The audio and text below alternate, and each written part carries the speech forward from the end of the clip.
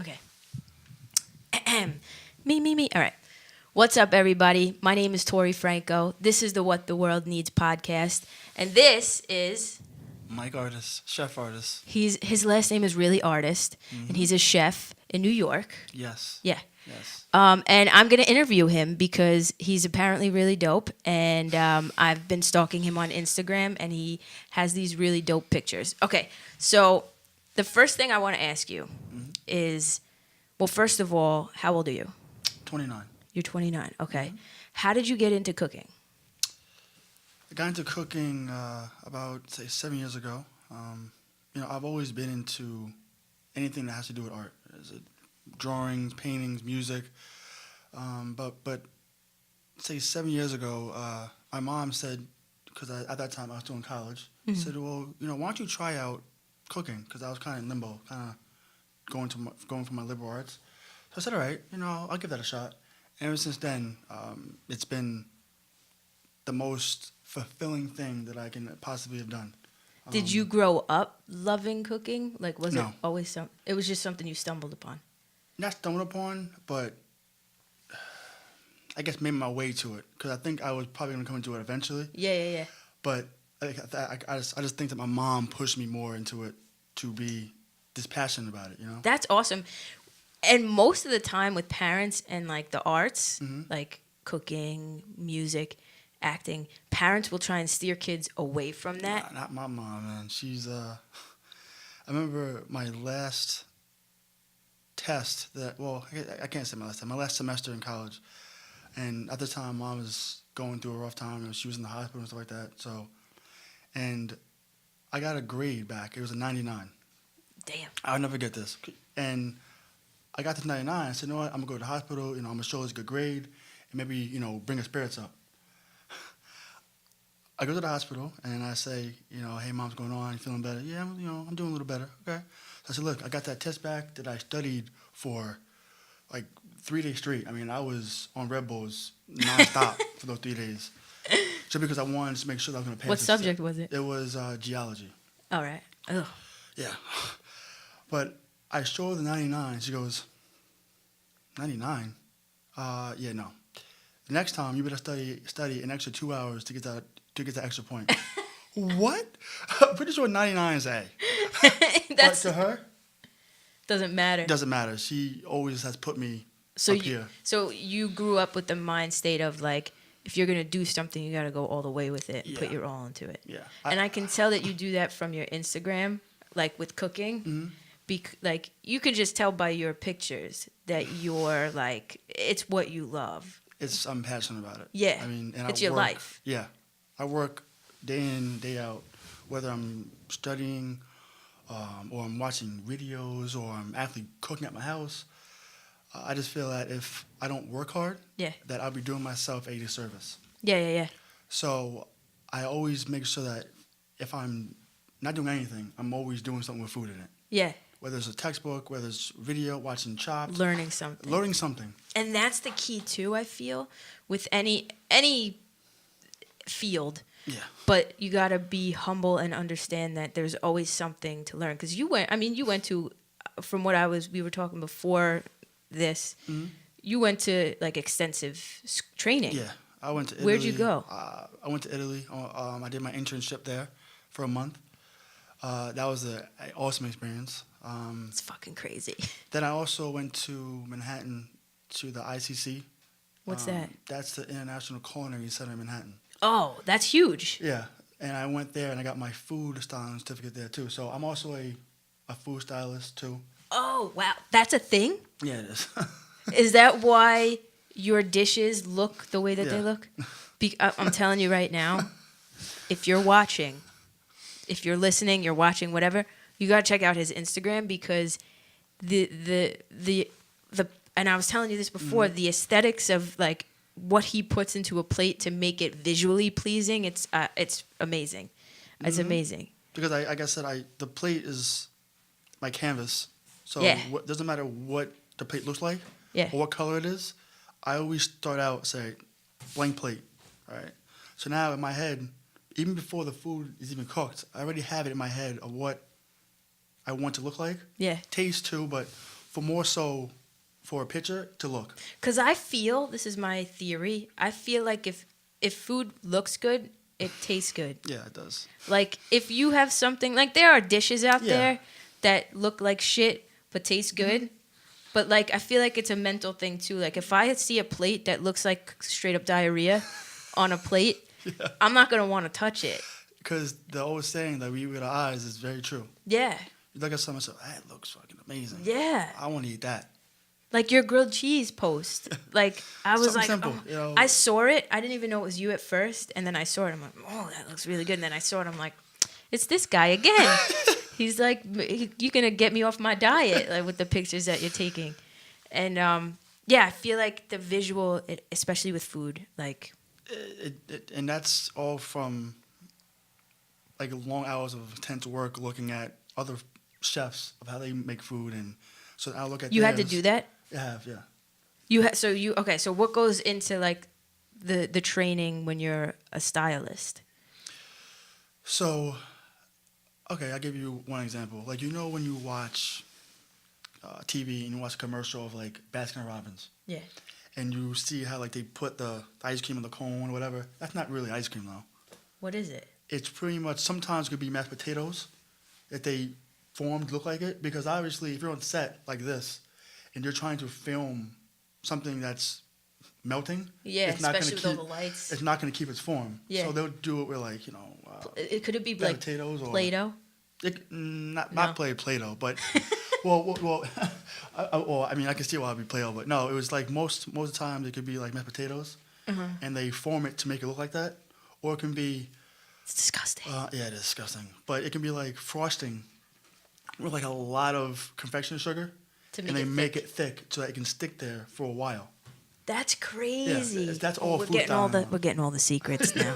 We're getting all the secrets. That's all food styling. I heard actually somewhere that even like with like fast food, how they, because come on, like the Yeah. fast food commercials, does like that Big Mac in that McDonald's commercial, no shade to McDonald's, does not look like that in person.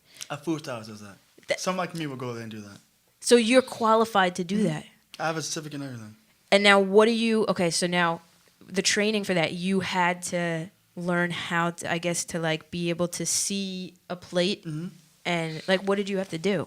So I went to the school, and the lady that actually taught the class actually works at the Food Network, which is actually in Soho in Manhattan. So she knew all the ins and outs of how to make a hamburger look good. And it's really just timing everything. Really? It is. Because me, I'm a perfectionist, so everything has to look perfect. I could tell. Yeah. So if I'm going to make a hamburger, I'm going to make sure that all the cameras and everything is set up. So when I say shoot it, it's done. Okay. Because for one, cheese starts to look not so appetizing after about 30 seconds. Really? So it does. So if you're not, that's why when you're working in a restaurant, you want to get the hamburger out as quick as possible. So that it looks pleasing. Appetizing. Yeah, because somebody, exactly. Which, like, I feel like that's, like, important. That's an important part of cooking is making it look presentable. So, and like I said, you know, when you do ice cream, I mean, that can take a while. I mean, you can probably do that last. Yeah. Because it's already made already. But something like that, like a hamburger or you know, like some lasagna or pasta, that stuff you gotta have the cameras already set in place, and the food stylist actually will sit there, create it, And fiddle with it. with their little tweezers or whatever. Because I have like 9 of them. There's tools that. Yeah, I have them. Yeah. Oh my God. It's so crazy when, like, I know the intricacies of what goes into music making, but like something like that, had no idea that was even a thing. There's little tweezers that you can like place little things, or like if something moved over, you can take the tweezers and like move it back over into place again. Wow. For the shot though, like, and I use them all the time in my house. Now okay. Now before filming this, we talked a little bit, and I can tell you're very into like visual. Is that what made you want to go to the stylist route, like, or like learn about that? It's not really that. It's just that I want to, if I'm going to do this, I want to go all out. Yeah. I just don't want to be a chef. I want to be everything. You want to know the ins and outs. Ins and out. That's, I mean. Because I'm going to be 30 in July. When I was 21. July what? 14th. Oh, we're close. Mine's June 29th. Uh-oh, there you go. You're Cancer? Yeah. Hey. Oh, yeah. Anyway, sorry. My mom told me, Michael, if you're going to do anything in life, my dad too, before he passed away, go all out. Don't go the bare minimum. Just go all out. Yeah, if you're going to do something, put your all into it. Yeah. When I was 21, I got my bartending license. Okay, so you know how to... I'm a bartender too. Okay. Then I went and got my my degree for culinary arts in restaurant management. Okay. So so you know the business side too. Mm-hmm. Mm-hmm. So do you ever want to maybe in the future open up a restaurant, or maybe? Honestly, no. For one, it's very, very hectic. I've been in it. I've seen it. It's very chaotic, which I like. Yeah. But for me to be there for 18 hours a day, it's not me. I'd rather be a food stylist or be a personal chef, which I am now. You are? I am. I've seen, so one of your posts, I saw you were out in Southampton, which is... That's a catering business that I work for, too. Oh, so you work... So you got your hand in everything. Yeah. You're doing everything. Mm-hmm. That's awesome. Now, do you have, like, clients that are, like, Yeah. Well, I work for the Living Room Chef. It's an app that you guys can download on Apple, iTunes. Yeah, iTunes, yeah. Yeah. Is it iTunes? It is iTunes, the App Store, whatever the... App Store and iTunes. Whatever the hell. And what we do is that me as a chef, I'll go on there and I'll make a menu. And I'll say, okay, well, I'm going to do pasta carbonara as an entree, maybe a tomato and bruschetta as an appetizer. Ooh. Yeah, right? Ooh. And maybe a cheesecake for dessert. Okay. And I'll put that as a menu. And then I'll select a day, time, and where I'm going to be hosting this event at. And the guy who works for the company, he actually will promote me, market it out, so that people will come. And then when they come in, I introduce myself like I'm doing now. I talk, and after every dish, I tell you why I made it, what's in it, stuff about me. Oh wow! Yeah, so, it's really. So it's good for promo for you. Yeah. Because people if they love your food, they can hire you. Yeah. As their like private chef. Is that okay? So now ultimately, when you picture yourself like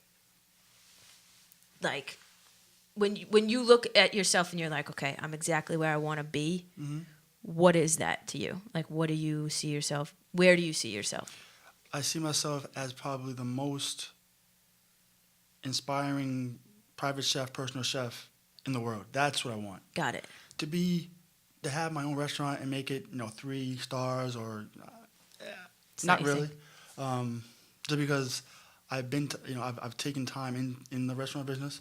Like I said, I love it, but it's not something that I want to do for the rest of my life. I want to have kids, and that takes you the away from hours it a are lot. Ridiculous. Yeah, I mean, you're talking, when I was so when I did my internship in Florence, Italy, I had talked to my chef and said, "So, chef, why did you get into this?" So, well, I love cooking and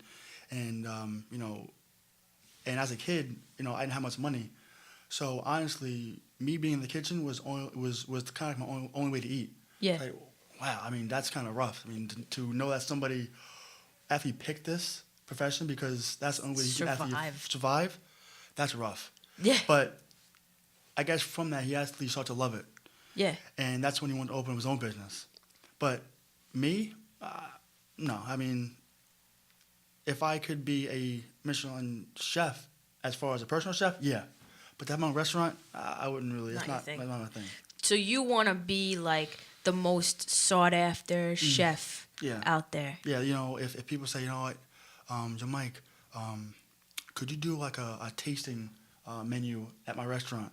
Absolutely, I would. Yeah, so you'll be affiliated with certain restaurants and stuff like that. But as far as you owning your own one, not your thing. Not my thing. I don't blame you because I feel like the restaurant business takes like a lot of years off of your friggin' life. It does. It's also very hard on your body too. Yeah. I mean, and trust me, I go to the gym, and I'm also a fitness enthusiast, so I go to the gym as You well. are? Yeah. I was gonna ask you that. Like, I wanted to ask you, what's your take on like health food and like vegan stuff? Do you make any of that? I do. On the restaurant I work at now, they do that, and the food comes out really good. They make a nice samosa burger, which is pretty much just there's no meat in it, but there's like beets and there's shallots and stuff like that. Love all that. It's good. And then they make it and they form it into a patty, and then the beets actually make it red, just like a hamburger, but it's really not. Yeah. But it's really good. So it's like a homemade veggie burger type of thing? Yeah, pretty much. That's it's really awesome. good, though. Yeah. Oh, my God. Okay, what's the restaurant that you're at? The Broadway Market in Rocky Point. In Rocky Point. Yeah. Okay, so if you're on Long Island, if you're on the island, go check it out. When are you there? Every day except today and Tuesday. That's it? Yeah. And that's what I'm saying. It puts a lot on you. Well, and the hours are nuts. I get there around sometimes 11 in the morning and I leave at like 10:30. Damn. And now, since they're going to be opening up later, I'm staying there longer now. Yeah, because it's summer. But when the summer comes, I probably will not be there and work my personal chef like I do in the Hamptons, stuff like that. Got it. Just because, for one, that makes more money. Second, I like to be personable with people. Yeah, one-on-one. And if I'm in the back of the house, I have no access to that. Yeah. And I can't see people saying, "Oh, it looks really nice." I can't see it. Yeah. Because I'm cooking stuff and I'm in the back. When I'm a private chef, I can actually see their look in their faces. I can talk to them and say, "Listen, how'd you like it? Oh, it's amazing." And I actually like feedback. You know what? Next time, maybe you can use some more garlic, whatever. Again, I'm not gonna say, well, you know what you're talking about. That's not how I am. Yeah. I take. You're a humble feedback. dude. Yeah. I can tell. So that's why I rather be a personal chef, because I like to be personal with people with my food. I feel you. That's why I rather just not be a chef. Have and my I business. feel like just like music, food is even subjective too. Like yes. I feel like it's all about your taste. There are some people who like the taste of garlic and a lot of garlic, and then there are some people who hate garlic. I know. So it's all about the person that you're like. That it's kind of like when I think about it, you kind of have to get to know the person that you're cooking for. Really. I know. Because how are you gonna know what they like and what they like if you don't get to know them and talk to them and really communicate? Like, what do you want? What do you like? What do you not like? I know. It's all getting, like you said, getting to know somebody. Yeah. And getting to know what they like, what they do not like. Yeah. And for me to judge that as I cook. Yeah. The plating part, that's all me.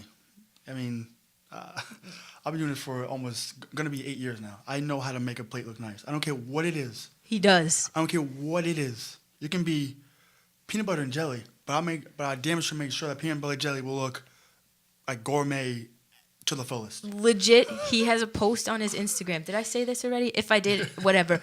But I'm telling you, he's got a grilled cheese post on his Instagram, and it's just grilled cheese. Like anybody can make. My 2-year-old niece can make grilled cheese, but the way that he presents it on the plate, it looks like a gourmet. Like I didn't know it was grilled cheese at first. I was like, ooh, like I want to go there, and then I saw that you posted it. I want to go there. Like even the plate was nice. Like it's all about how you, like I said.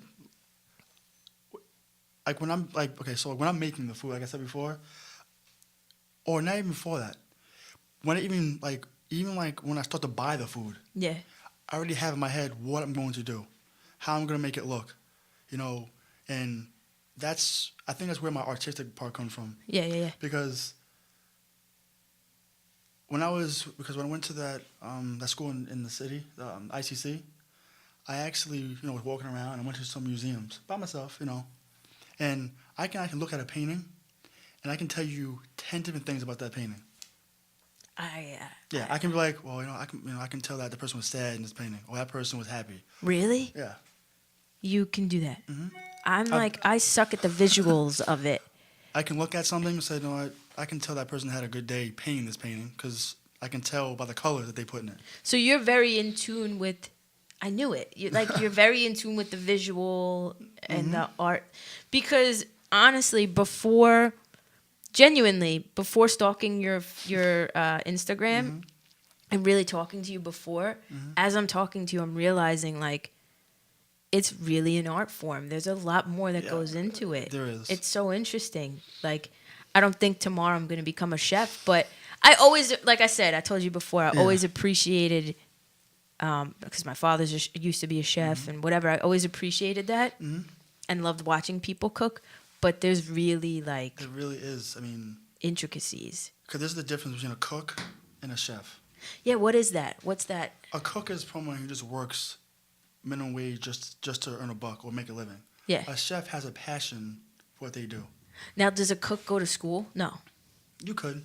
You could. Or you can get self-taught in a restaurant, which, I don't know, I mean, you can, but... But it's not I'd the rather same. go to school. I mean, I'd rather get taught the right way, How long did you go? Well, it took me maybe about 4 years to get my degree. Only because my mom was going through some rough times, and as a son, I needed to be there for her. Yeah. So, I graduated 3 years ago? No, 2.5 years ago from Suffolk.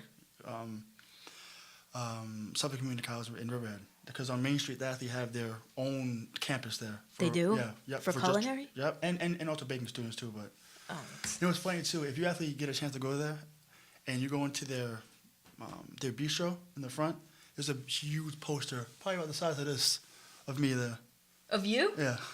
Really? Yeah, I actually brought my mom there last year, and I said, "Mom, this is what you raised," and she was to cry a little bit. But it's a huge, about the size of this. It's huge. Wow. And I'm sitting with with my chef stuff on, and have like a plate of cupcakes in my hand, and it's huge, and it's always been there since like 2003. That's crazy. It's been there for a while. So how did that happen? They just came up to you and they were... I think that they just saw that I was like working extensively hard, and they said, "Mike, would you participate in taking photos for the school?" Yeah, absolutely. So I'm in that. I was also like on the newspaper. Really? Yeah. Wow. I was actually on the catalog for Suffolk too, like on the front. I was gonna say, like, were you on the... For those of you who don't know, Suffolk Community College is the college, obviously the community college for Long Island. Well, for Suffolk County. There's Suffolk County and Nassau County. And I actually go there to the... Oh, really? Well, not Riverhead, but Brentwood. Okay. But I definitely got the thing, and I swear to God, now that you're saying it, I think it was 2010 to 2013 or something like that. Yeah, 2013 I think was when I started going. Yeah. So I definitely have your face somewhere in my house. My mom has it like in a shrine in my house. She blew it up like. And then there's also another one where it's like, I think that the systems were down or something, so they made like a poster. I'm on that one. It's like it's on my house, like it's in my house. So you really, I feel like, epitomize this whole like if you're gonna do something, go all in. That's Do it. not go half-ass. What do you think about people in any field that like quit their 9-to-5? Let's say they're miserable at their 9-to-5 jobs, and they just quit and decide to go all in for like, let's say something like music or becoming a chef. What do you think about that? What's your take? See, if as a kid who lost his parents at a young age and being blessed with 2 other ones, but my other father passed away, but still my mom now, and she's strong. I mean, mom holds it down. Like, Yeah. She's Now is she your adopted? Yeah. Oh, that's But awesome. she's, when it comes to like a mother role, if I could put her face in a dictionary of a mother role, I would put that. I'll put her face there. Sounds like it from what is. you're saying. She's been hard on me for all my life. There was a time where I went to L.A. with my aunt, and my mom was there, and I think that summer I had like read a book or something, because then when I went back to school, I had to like write about it or whatever, and I think I had like maybe 4 chapters left in the book, and my aunt was like, "Come on, Mikey, let's go to Orlando Studios." I said, "Okay." I was mad hype. I said, "Oh, he ain't going anywhere. He had those 4 chapters to read." I'm 7. What do you mean? So she instilled like work before play. Yeah. and go all the hell in. So somebody's going to quit a 9-to-5 job and to go in and to go all in for a job, something that they are passionate about, please do that. Right? Because if you don't, That's it. I might say you won't regret it, but I think as humans, we should value our time here. Yes. Because Yes. honestly, there's only one of you. There's only one of me. It's not going to be another one of you in the past. Damn sure not going to be another one of you in the future. Amen to So it. when you're here right now, make your time The best. the best. I mean, so That's- go all in. I always say that time is our most valuable asset Yeah. that we have. Yeah. Like, I quit everything to just do this, just YouTube, media, music stuff. Mm-hmm. Had no idea, like, what the hell I was going to do. Yeah. And it works. Like, if you put that energy of your passion behind something, even if it takes 2-3 years, it's Yeah. I mean, things take time. So Yeah. so you can't go in thinking that you're going to just make like it like that. Yeah. I mean, unless you're Drake and Or you Justin on, Bieber. Yeah. But most of us are not like that. Yeah. So most of us actually have to work towards something to get the job done. And if you're not fully passionate about it, slowly but surely you're gonna say, I'm not gonna really, stick to this. Yeah. But when you're passionate about something, you wake up wanting to do it. Like I wake up every day Happy. wanting, all right, so today I'm about to go to the supermarket, about to buy some salmon. And then when I make that salmon, I'll make it like this. Like I always think about food. Like in So my you're dream, constantly- I always think. you Like, dream right about now, it? Yeah, right now I'm thinking about food. Like what you're going to cook later. Mm-hmm. See, that's how that's like, and again, this is the first time I'm meeting you, but just having this conversation and hearing you like say these things and just also from your Instagram. Yeah. I keep going back to that, but seriously, your Instagram is lit. I love it. Try, man, Seriously, I love it. Like I was on the other day just going through your profile and I'm like, this dude's like he like, you know that chef, that meme chef? Oh, yeah. What's his name? Salt Bay. Yeah, you need to be on that. Like, you're going to be on that level. Like, and I know you are because of how passionate you are and how together you got it. Like, you know what I mean? I mean, I know it comes from, my mom and I think a part of it is me too. I mean, Yeah, absolutely. she actually set the stepping stones for me. Yeah. But if I didn't want it myself, I wouldn't be where I'm at now. Yeah. Because I think it's May. I'm actually to go back to that school again, the International Culinary Center, and get my chocolatier certificate as well. So is that like the videos where you see the chocolate melting the other chocolate? So that's somebody who knows how to make chocolate like from scratch, like the coffee bean, the cocoa beans, and everything. What? So when you read my resume, okay, or when I pass away, whenever it is, you'll read bartender, chef, personal chef. Then you'll have food stylist, fitness enthusiast, and chocolatier. That's 6 things under my belt that I can say that I've accomplished before I was 30. Yeah. That's what I want. That's where you're headed. That's what I want. Now, fitness enthusiast. Mm-hmm. Talk a little bit about that. Like, what do you mean by that? Like, you just like working out? I work out, but I also make sure that when I work out, it's for a specific reason. So, and I also train my boy too. So we go to LA Fitness, and we spend about probably close to an hour there, and we try to work on different body parts and target different body parts. For one, as a young kid, I was very, very skinny. I was like this thing here, like, scrawny. You know what I mean? I was You were the scrawny Twiggy little kid? thing. Yeah. So as I got older, I said, man, you can't really be this skinny all your life. You gotta, put some muscle on something. Put some meat. Yeah. So I ended up, me and Mike actually went to a gym in East Patchogue. I forgot what it's called though. And we just started working out, and we kind of committed ourselves to going like 4 to 5 times a week, days a week, going hard. I mean, not going soft or not skipping days, just going. So then Mike stopped going, and then I still continued to go by myself. Because So everything you do I stick to all it. in. So I said, all right. So I would go, and so on Mondays I would do like back and triceps. But I make sure that each exercise I target, and I feel it every time I do it. So then Tuesday I'll do legs and make sure that and I always put my head, all right, so this is the third time you're doing legs with 6 plates. The fourth time you come to the gym and do legs, you're going to put 7 on. So you pump it up every... No, every 3 times I do it. Holy crap. You're a monster. Well, it to me is that I try to make my muscles get used to something so that if I do put on 8 plates, I'm not like... It's not shock. So my muscles already know, all right, well, if he puts on an extra 45 pounds, we can handle it. Damn. And my boy that I go with, I train him, he's made dramatic, differences. I mean... you training him? Yeah. If this is not proof that everything that this guy does, he does all the way, I don't know what the fuck is. He started the gym at, 220? He's like 180 now. And muscle, probably. He's big. He's always bigger than me now. Yeah, ripped. Yeah. Now, okay. Now, getting back to food, Mm-hmm. what do you think of Gordon Ramsay? I love him. You love him? Yeah. Do you know him? No. Oh, okay. I wish I did, but I don't. But you want to be? Do you want to be on that level? Yeah. Is he a personal chef?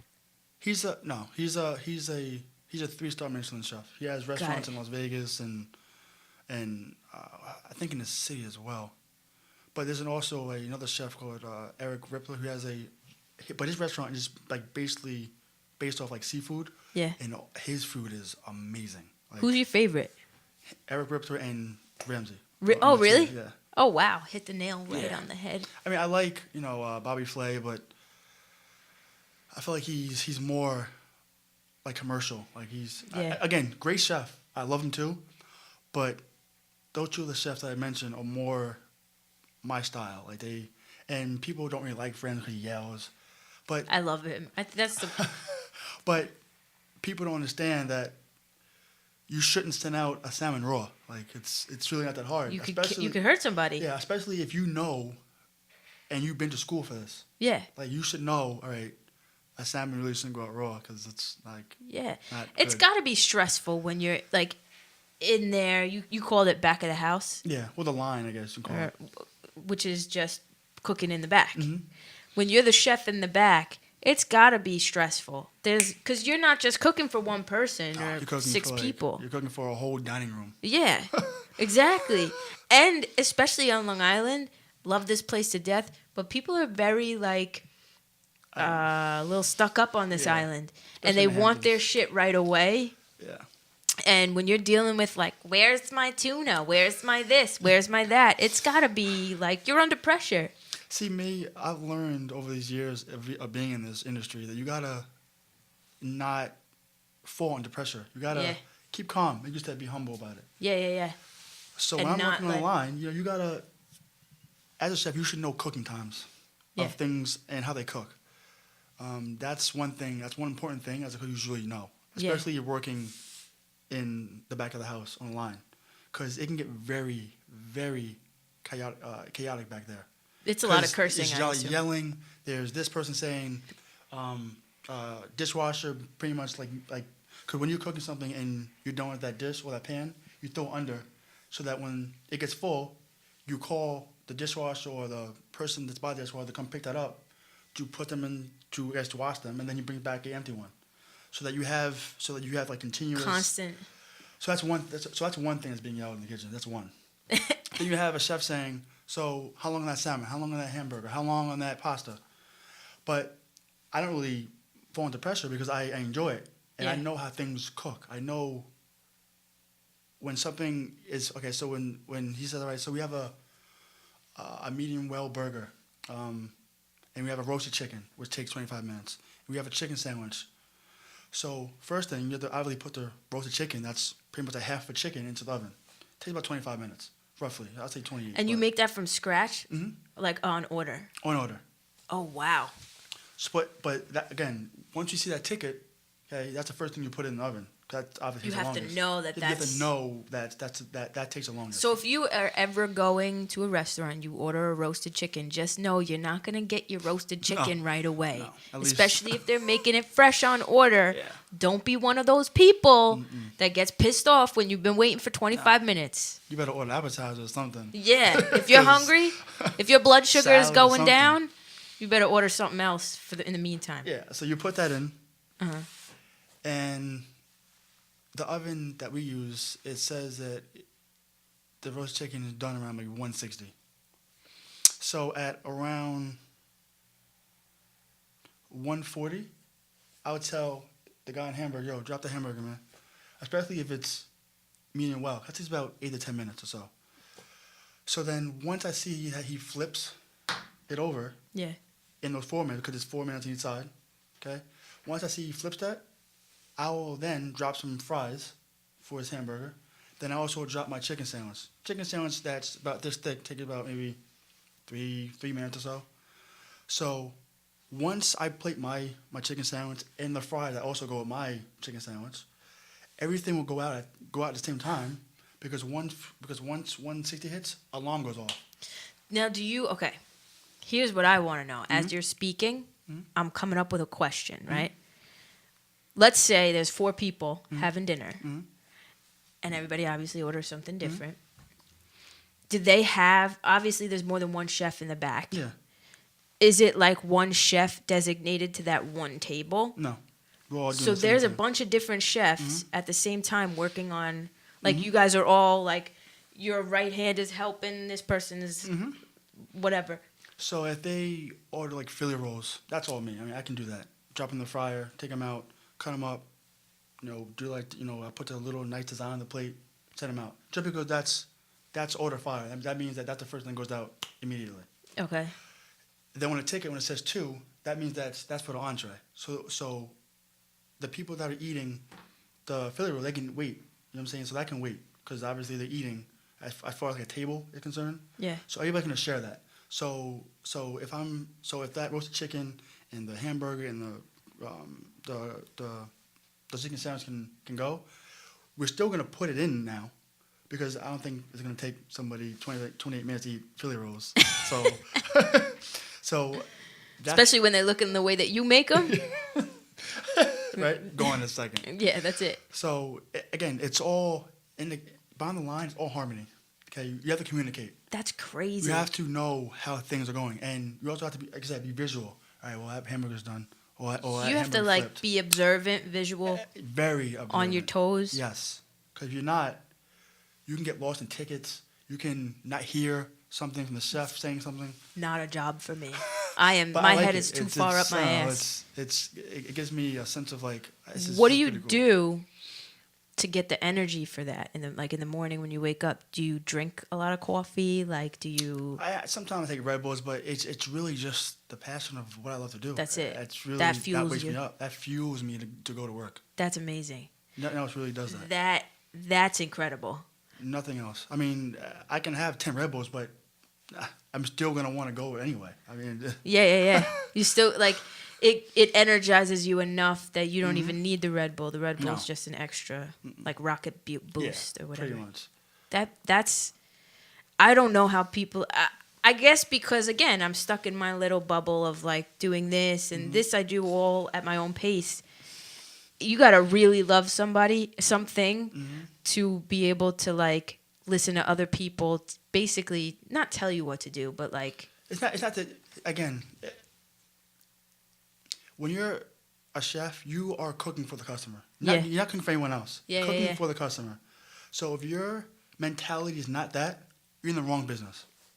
If you're not here right now, in the kitchen, wanting to make someone's day better by your food, damn, you're in the wrong business. it's crazy. You're in the wrong business. To even think of it that way. Go cut lawns or something. I don't know.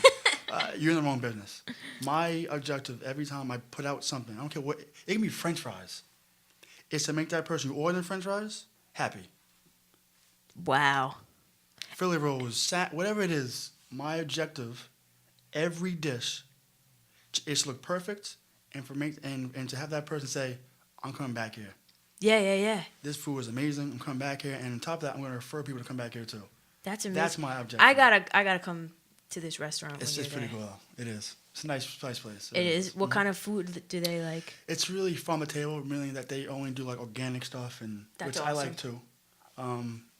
And this is the first farm to table restaurant I worked at. I like it because it has a lot of different dynamics on like how food's to be cooked. Yeah. That's organic. Yeah. But as far as a restaurant is concerned, it's just really gonna go really far. I think And it's new. it's new. Yeah, Is it like, how old is it? probably maybe I think it's a month now. Yeah. It's only a month old? Yeah. Oh, so you're starting with, like, Mhm. with everything. Mm-hmm. Wow. Yeah, it's brand new. That's amazing. And How'd you get it? Like, how'd you get into it? well, I know people, and I also helped out another restaurant in the Hamptons. Got the name of it because it's Greek, and I don't really speak Greek, but but that restaurant was new. It came up, and it's doing great now.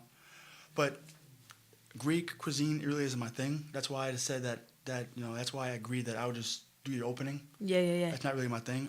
Great food though. I'm not a It's not Greek your cuisine chef. What is your, like, Italian. you love Italian? What's your, oh, wow, I'm Italian. I love making pasta by hand, by scratch. I mean, there's nothing else like it. I saw that picture too. Nothing else like it. I mean, you can't You taste ma- the difference. I mean, there's so much difference from fresh pasta to box pasta. Really? Yeah, it's. I don't think I've ever had, it cooks fast. Oh, because it's already, It's already in its form to be cooked. yeah. Box pasta is hard, so you gotta, and it's dried, so you gotta put in water, let it get soft. What's your favorite thing to cook? Probably pasta carbonara. That's my. I knew it because, Yeah.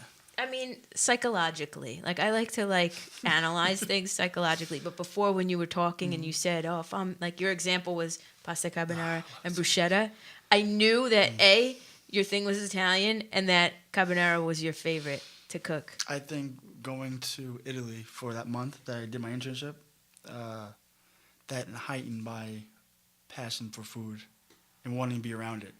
Like, food is like my girlfriend. Sorry, Marissa, but that's She didn't hear that. Like, that's It's your first love. my first love. Yeah, I mean, I really, because I went there, and before that, I enjoyed cooking. Yeah.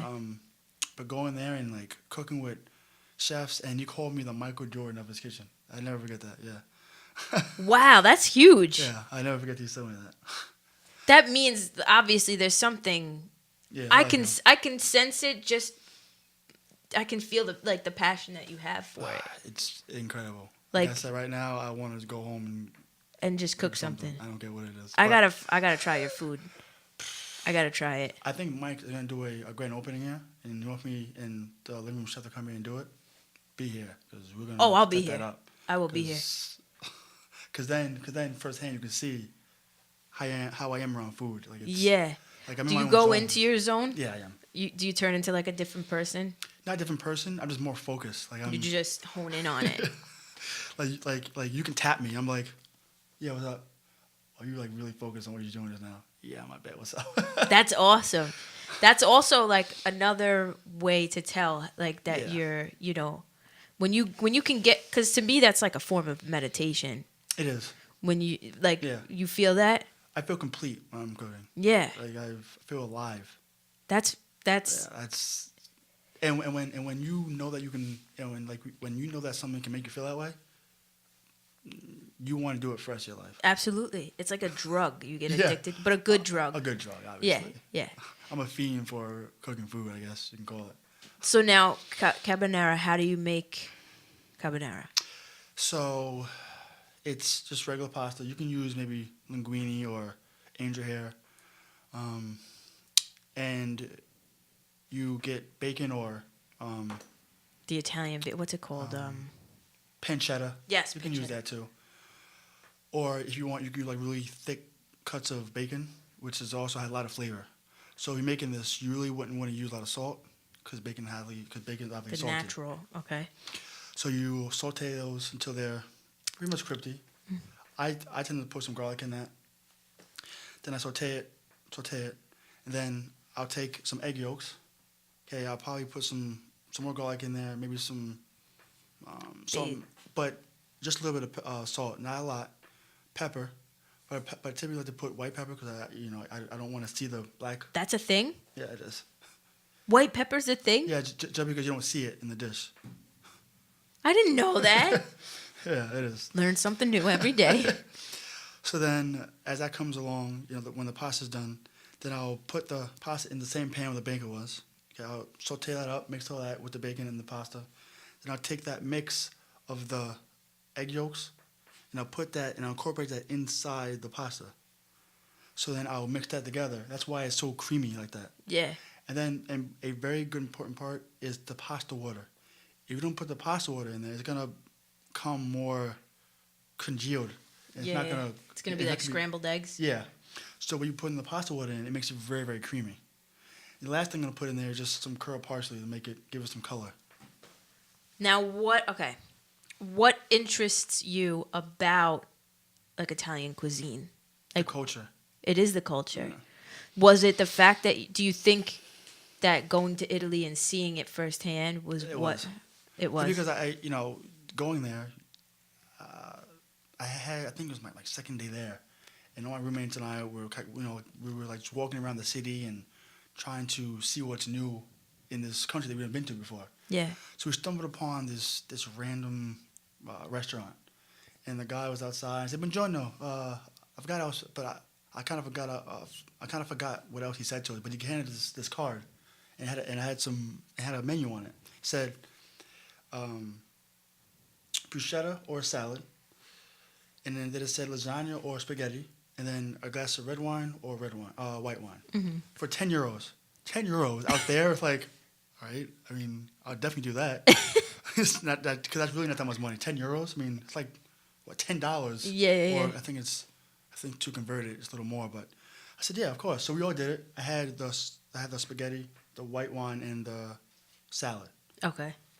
Good choice. Good choice.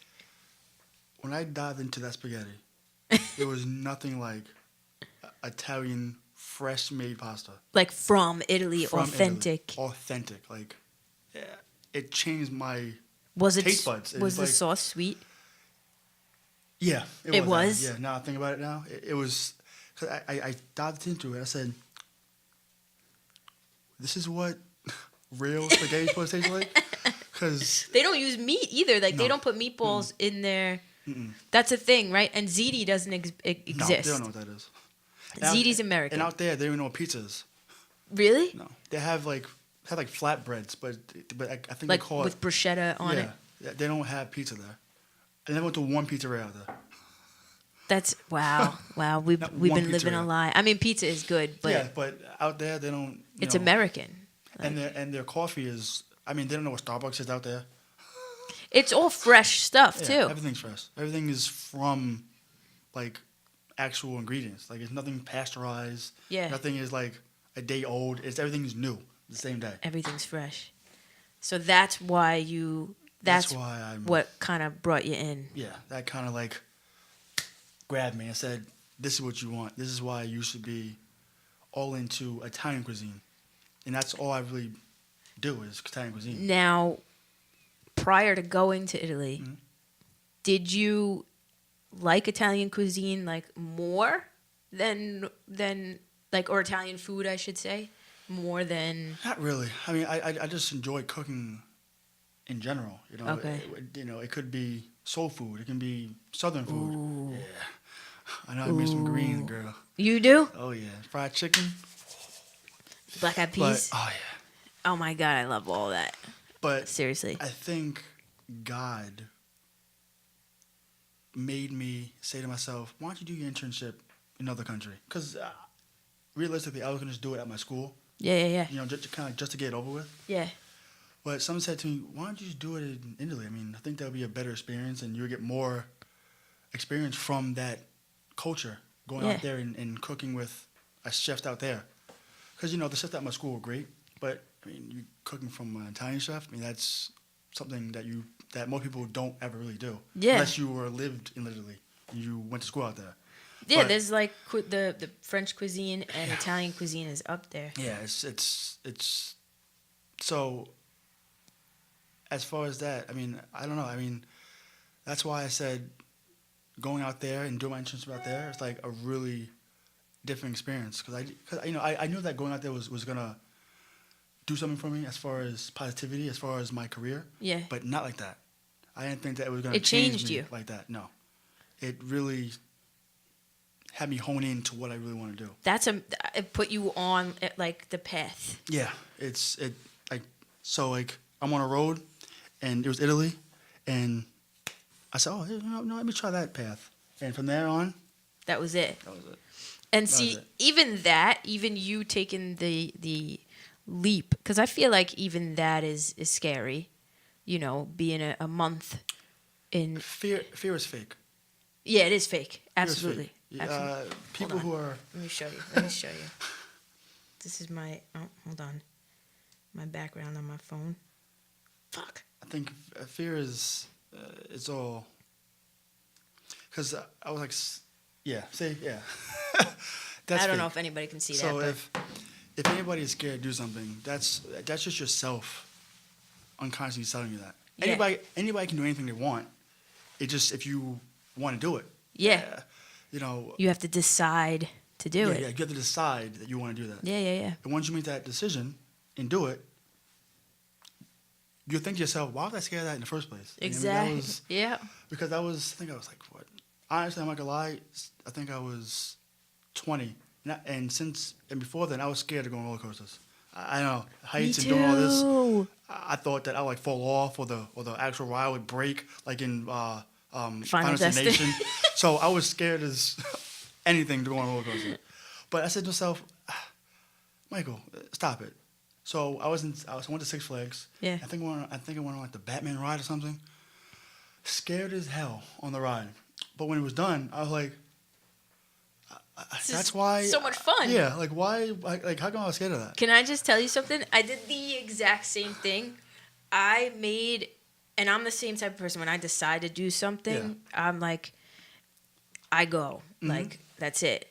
And I told myself months in advance, like, I was like, this summer, for one of my birthdays, when I was probably like 20, this summer, I'm going to go to Six Flags with whoever. I don't give a shit who it is. Yeah. And I'm going to make sure that I ride every single roller coaster. I'm going to force myself. The first ride I went on was Green Lantern. It was like brand new. And that one is like a doozy. Yeah, it is. Like you're like going all over the place. I went on that one and I was like, I love this. Yeah. I love this. Like you just got to sometimes force yourself. Yeah, and also it was also the point of saying, all right, well, if I'm going to try to better myself and not be here Yeah. with my career, but up here, you have to take chances. You have to take responsibility for what you want to do. And one of those things are going after what you want, Yep. regardless if you're scared of it. Because life is always going to give you those obstacles that you're going to be like, no, I don't know if I should do this. Absolutely. But You could walk out of the house and get hit by a bus. yeah, but I'm not going to not go to work, though. Exactly. Like, you know what I mean? So Yep. as humans, you got to always understand, well, things are going to come up, and you got to get over those. Because I actually thrive on obstacles. I don't really thrive on my achievements because I know I'm going to reach those. Yeah. I actually thrive on my obstacles because I know those are the things that are going to push me And to get those achievements. yeah, and teach you certain things that you may not have known or Yes, whatever. Of course. That's it. Like you see any successful person, first of all, the main idea that they always say is go all in and take risks. Always. Don't be afraid. Don't be a vagina about yourself. Go all in. Yes, of course. And they always refer back to it always began with like a struggle.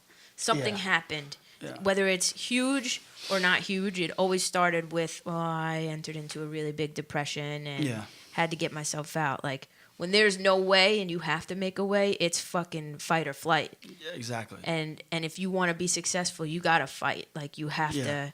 Because I don't think I've ever met any... I don't think that I never met any successful person that did not work hard. Yeah. So Yep. I try to put myself right in that same category. If I'm going to be successful, I got to work hard. Yep. I don't care what it is that I got to do to be successful, but I'm going to do it.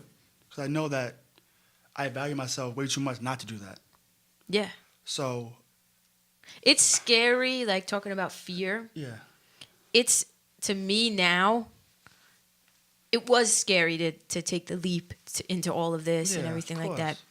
But it's scarier to think about my life at 60 years old and look back and not do what I feel like I was made to do. So yeah, I think it's scarier to not take the chance and look back on your life and be on your deathbed at fucking 90 years old and be like, man, I wish I would have done that. I worked this 9-to-5 job that I hated just for a stupid pension and 401k, and I hated it. I was miserable every day. My dad died when I was 21, my second dad. So before he died, he always said, because my dad pushed me, because when I was younger, I played basketball. I was very athletic. I mean, basketball, soccer, you name it. I think the only thing I didn't really play was baseball, but anything else, and hockey. But football I played, basketball, I was very athletic. So my dad was like always with me, playing basketball. I mean, there was a time where, like 12 o'clock at night, my dad was helping me practice free throws in front of my house. Mm-hmm. And my neighbor was like, Mike, damn, bro, you still out there? Yeah, man. Yeah, me and my pops out here, man. We probably leave like maybe 1 o'clock in the morning. like he was always pushing me to be better. Were you into basketball? Yeah, I am. Oh, you. Oh, okay. So that's something you're into too. Yeah, I mean that's probably why I'm so thin, because I'm always so active, and I actually eat small portions during the day. Yeah. So I have to force myself to get up to be active to make myself more food again. If you think about it, if you always eat big meals and then you lay down, that's called the itis. You'll go to sleep. Yeah. And that food stays in your stomach. Well, if you eat small portions all the time, it actually forces you to get up because you're hungry again. Yeah. To make more food. And I've always done that. That's actually, I mean, and that's actually how people like, in I guess fitness or whatever. If you're trying to lose weight, they say eat the smaller meals. Yeah. I think I eat maybe about 6 times a day. Do you? Me too, actually. Yeah. Ish, probably 4 times a day. No. Less, because I do like that, like intermittent fasting. Oh, okay. Maybe like 6 to 8 hours. I won't have anything. Oh, okay. And then apparently, I don't know. They say that like during the day you have to. It's good to go a couple hours without eating. Yeah. Because then your body can work on other, I guess, I don't know. Yeah. Other shit. That's true though. It is. Yeah. So. But, I like I said, my dad, he's always pushed me to, again, the same thing that my mom told me, my dad told me. Yeah. So I was hearing this from both parents. It wasn't like just one. And my aunt is also successful. She had, when I was younger, she owned a record company. Oh, wow. Yeah, out in L.A. Do you know, what's that movie? Got the name of the movie now. Wow. Well, anyway. She had a really big recording studio out in L.A. Yeah. And she came there from nothing. She was living in the city and said, you know what, I'm into music, but I think I want to transition and actually start my own thing. She left New York, went all the way to L.A. by herself, okay? She bought her own car there, her own apartment, or condo she had, and pretty much made her name.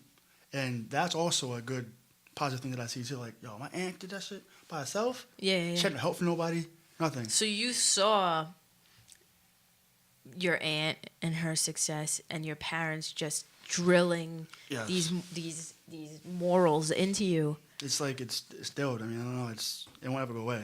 Yeah. It's me. That's how I am. And you literally dream about food all the time. Yeah. What? Okay. What like? So sometimes, but I mean, it's weird dreams. But sometimes I'll dream about me cooking lobster or something, but it's lobster, but I'm cooking it in like a club atmosphere, and like, people like are standing like on the bottom, like kind of like when like a rapper performs or something. Oh wow! And I'm actually on stage cooking food, and there's like a screen behind me, and people can see what I'm doing. There's like a point of view type of thing. And people actually see what I'm doing, and kind of and they're like cheering me on, whatever. I have dreams like that. I don't know. Whatever. That's actually that actually is pretty cool. And and just like music playing and stuff.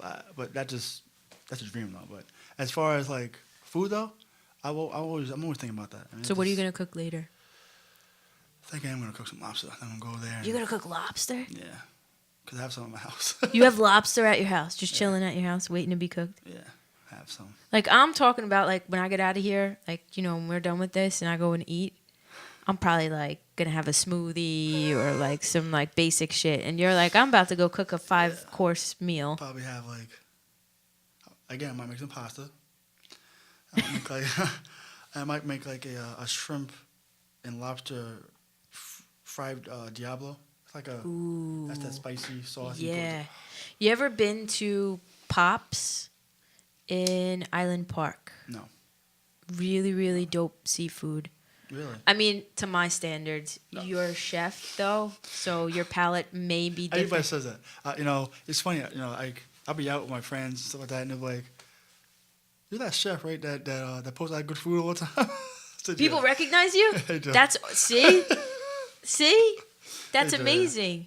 Yeah, it's funny, Because though. there's something about looking like your profile, like just all the pictures on your profile on your Instagram. We're gonna plug the shit out of this, by the way. Like, seriously, at this, I'm gonna put his. You want the chef artist? Yeah, that's the Okay. one I want. Yeah, the And- other one is just like my, Your my girlfriend personal- and my daily life. But Got it. but the chef one, That's your. that's all my food. That's chef that I've done. artist. Yeah. What is it? Chef artist. 714. It's my birthday. 714. Oh, So, got it. And like like your pictures are just ridiculous. Like, I get hungry just looking at your damn pictures. You know, there's sometimes when like I have to look back at them, and I say, damn, I could have Damn it. done something differently on that dish. But anyway, Is that what you do? I do. You like critique yourself? Yeah, I do all the time. Yeah, but like I was saying, So you critique yourself. I do. Yeah, I mean, you have to, if you're gonna be good, because then if you think that you're, a certain language hot shit, that's not a good way to be, especially if you're going to be in this industry. You gotta So always you'll say, honestly, I feel like if you're gonna be in any type of field, you should never get to any. The minute you get to a point where you're like, I don't need to learn anymore. no. That's the minute you're never gonna make it. I always want to learn, and I really think, and I think to myself that I don't think that there's ever going to be a time where I will stop wanting to learn, because there's so much that I can learn for myself as far as this is concerned, plating stuff, because I'm not the best one in the world, and I'm not looking to be. I'm looking to, and you know what? Now I think about it, if what I do makes me out to be one of the greatest, that's only because I'm doing it because I love to do it. I'm not doing it because I'm trying to be better than anyone else. Yeah. This is just what makes you feel alive. And having my dad die when he was 50, he was mad young. So I installed in my head, well, I mean, that's really young. I mean, I'm going to be 30 in July.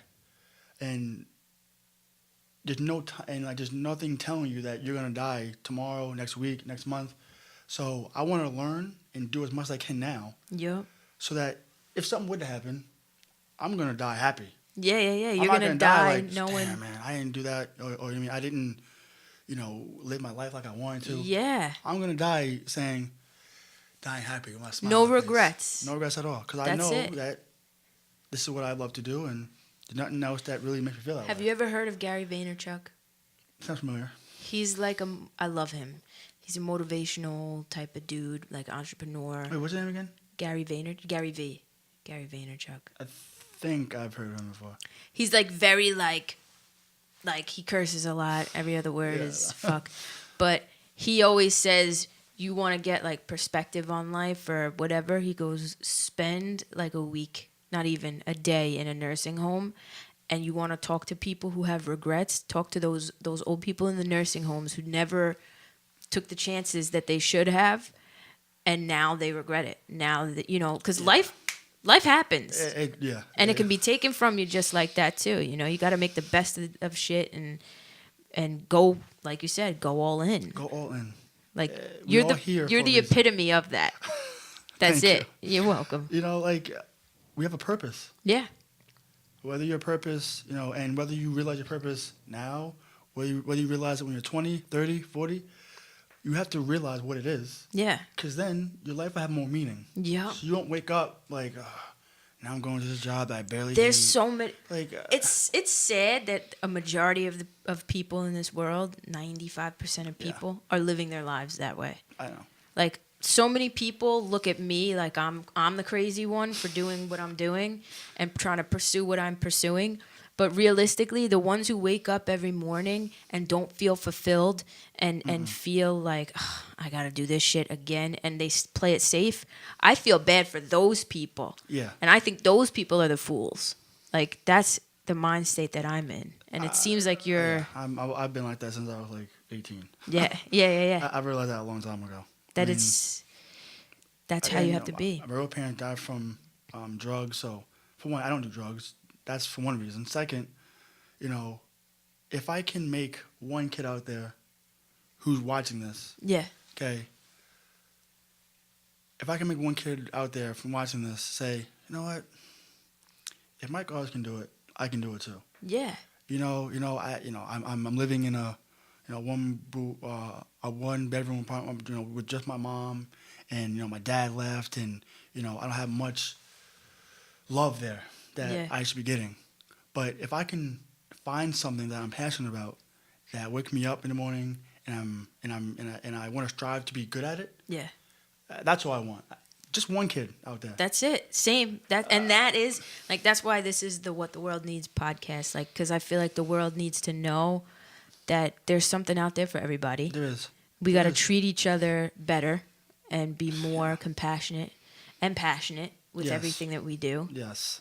And I feel like there are people out there who are just so negative and like, oh, well, I don't have a passion. It's easy for you to say because you know what your passion is. Yeah, but just because you don't know what it is, don't mean that you don't have one. Exactly. Sometimes you could find purpose in life just searching for your passion. Yeah. Like, that could be your passion. Just the journey of it. Yeah. Could be your passion. And there's so much in this world. There's so many places and people in this world to experience that there's something out there for everybody. There is. Like, because if you wasn't, you wouldn't be here. Yeah. Seriously. You wouldn't be here. What would be the reason for us to be here? Our purpose is not, and I say this all the time, and I've been saying this, our purpose in life as human beings is not to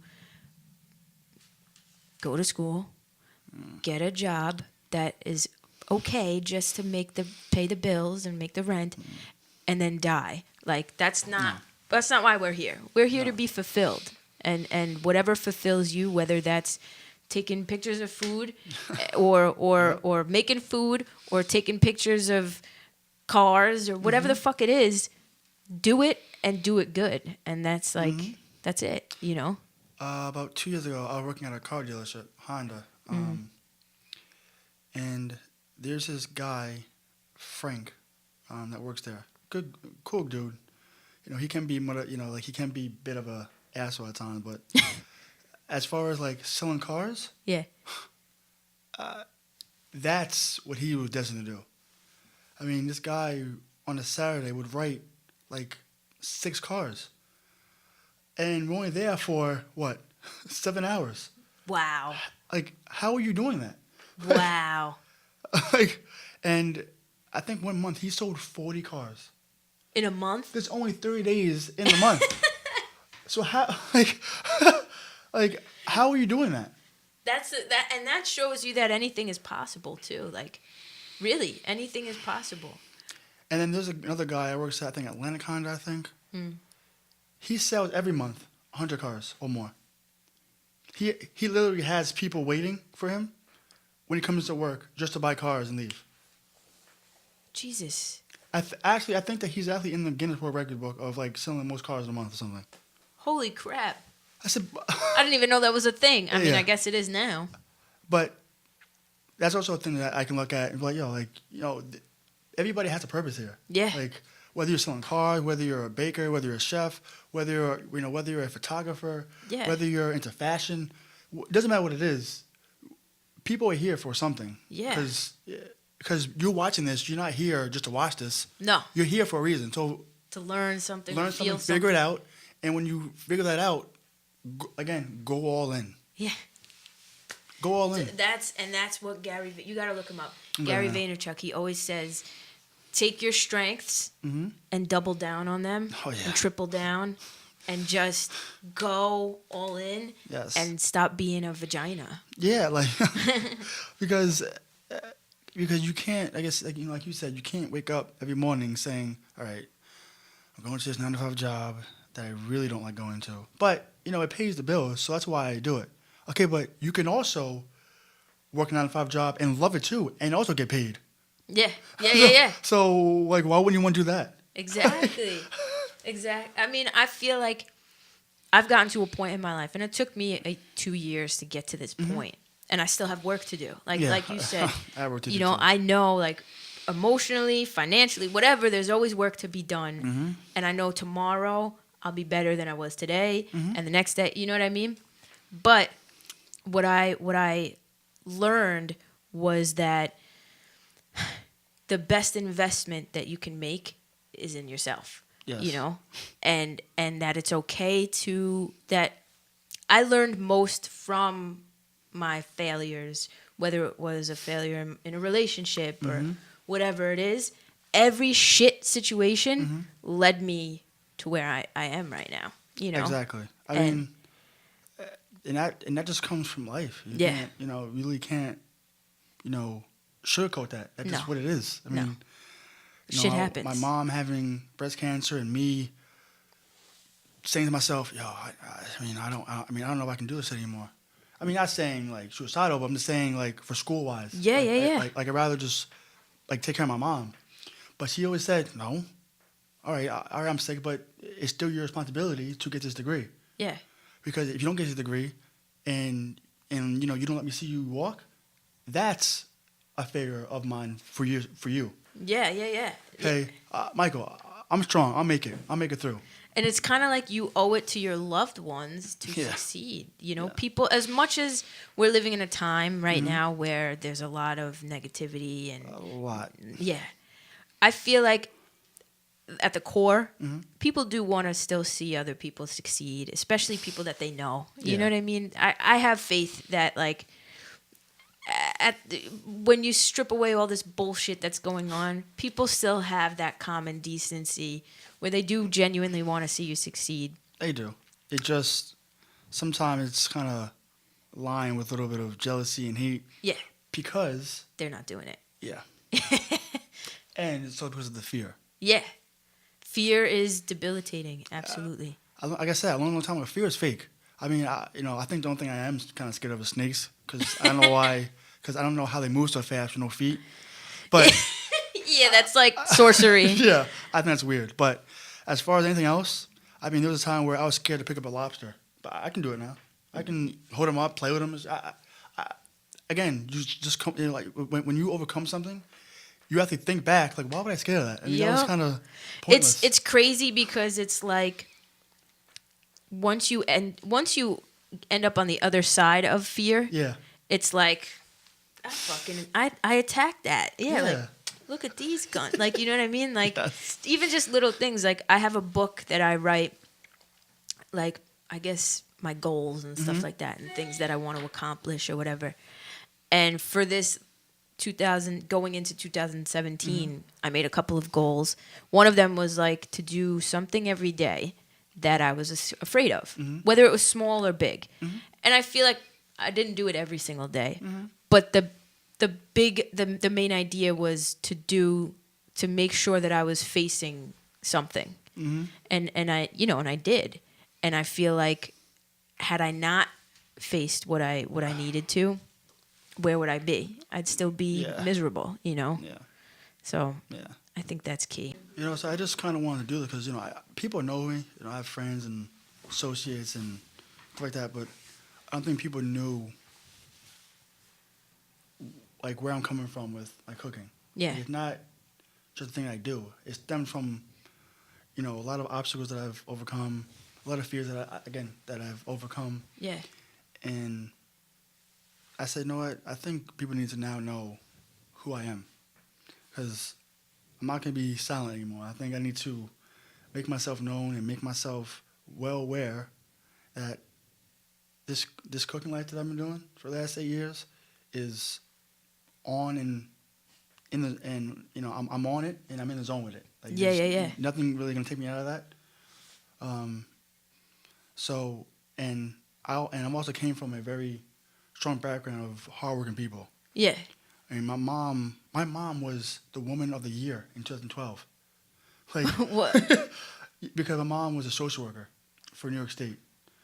So in 2012, she was honored with this trophy, and on March 24th, it's actually Marilyn Green Day. Like, it's her day. Yeah, Holy shit. yeah. Mom has a whole proclamation thing of her. That's why I come from that background. That's why I It's work in so you. hard. Yeah. It's in you.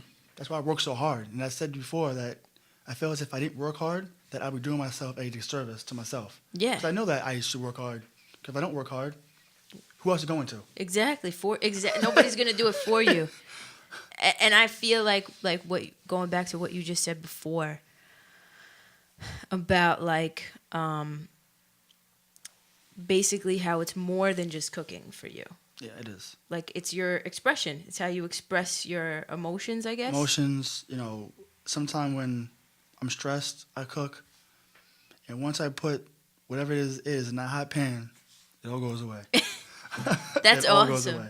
Literally, like the moment I drop it in there, like, I'm cooking now, I'm good now. Yeah, you're good. Like, the smile comes on my face, I feel like complete. You feel like yourself. Yeah.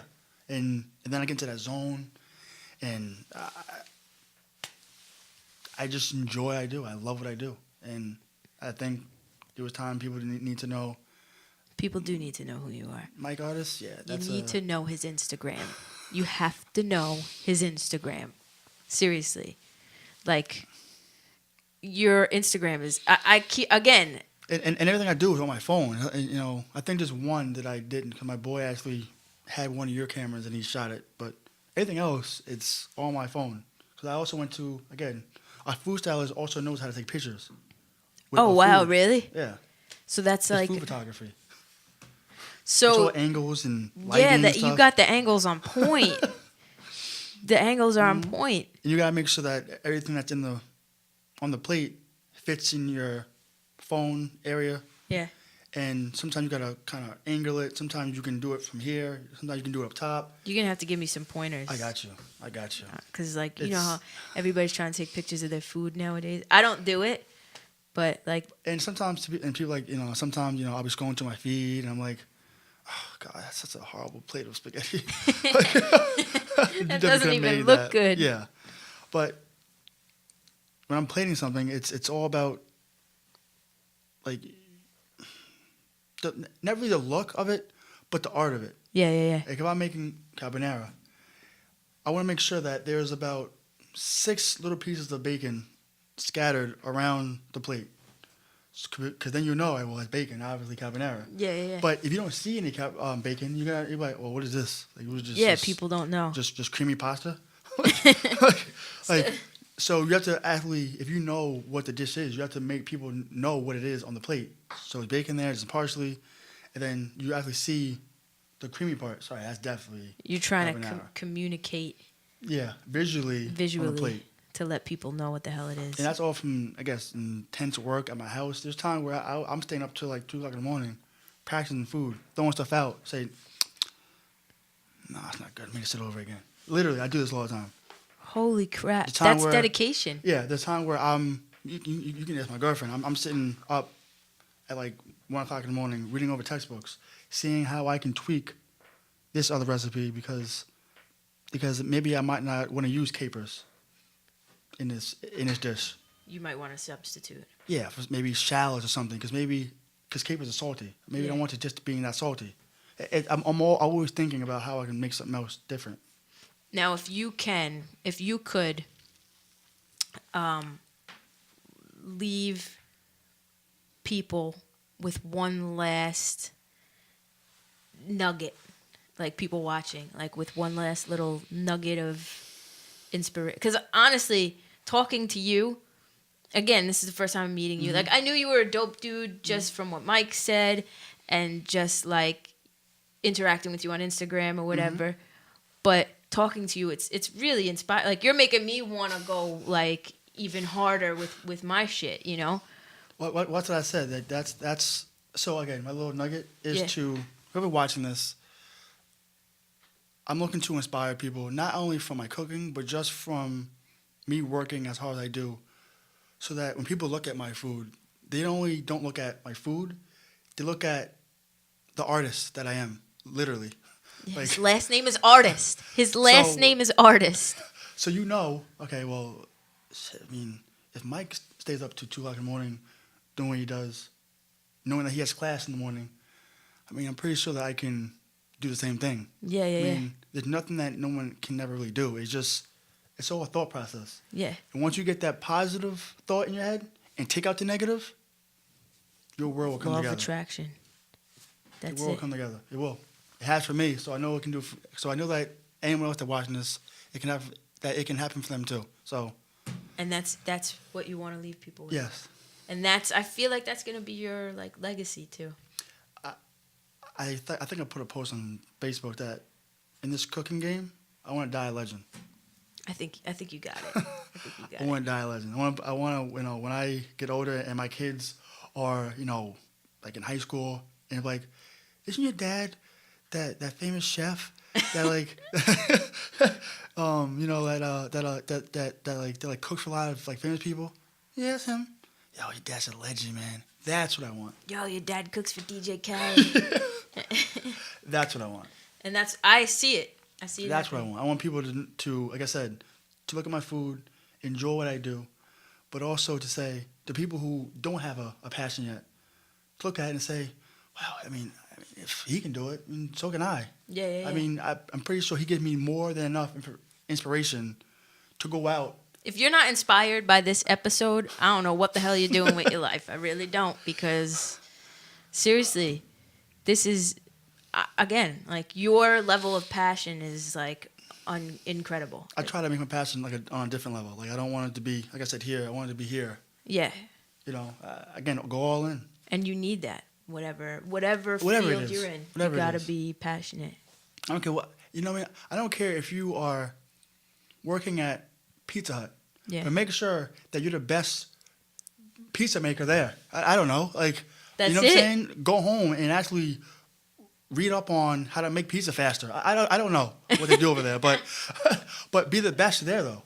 Strive to be the best. But striving to be the best, just enjoy it. Yeah. Because when you enjoy it, people will see that, and then they'll put that on you. Like, yo, he is good at what he does. But it's only because you enjoy it, not because you're trying to be the best out there doing it. To prove something, yeah. You just really enjoy it. Yeah. When you put that positivity behind it and that passion behind it, that love behind it. So much love. That's it. That's it. So much love. So I think you got it. You definitely got it. This was very inspiring to me too, and I hope someone out there, one person takes this and says, you know what, if Mike Artist can do it, so can I. Amen to it. This is Mike Artist, Chef Artist. Yes. His Instagram will be in the description below. And I'm going to literally plaster it all over this video. Go follow him. Check out his food. It's like #food porn. Like, yes, literally. It is. And this is how I end it. Stay real, stay smiling, and stay wonderful. Peace out, everybody. Peace out. Thank you, guys.